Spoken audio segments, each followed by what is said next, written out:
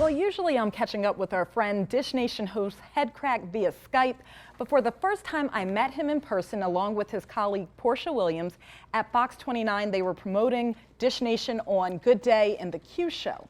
But Bill, you really shook things up last time when you asked the question if Headkrack was registered to vote. Is he registered to vote? Oh, snap.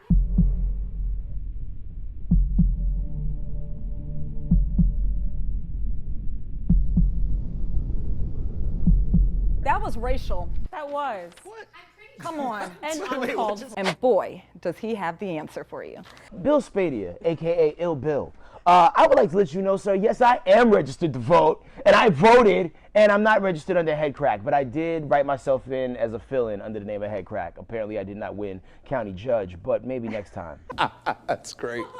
That's great. That's what he chose to run for? That's funny.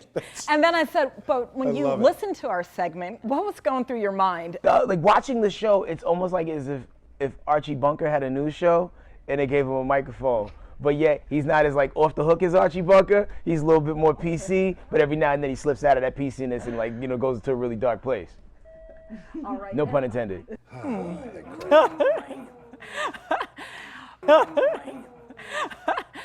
But I also, in all seriousness, I also had to ask Headkrack and Porsha, you know, with all the racial tension we've seen in this country, and also with political commentator banjoes using the word that the country is seeing whitelash because of the Obama presidency, what comes to mind and what their thoughts were about it? Whitelash is a thing, I believe, personally, because like, you know, when you hear like Trump in his speeches, you know, there are like some people who are like ultra racist that live in like in weird parts of the country where banjos are played, where they really feel like, yo, we now finally have a guy that believes in our sensibilities. But what they're gonna find out after Trump becomes president is Trump's not really that guy. What's funny is I'm guessing most millennials have no idea what he's referring to, right? How many of you know who Archie Bunker is?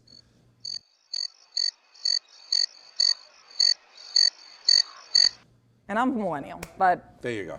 But we understood the sentiment.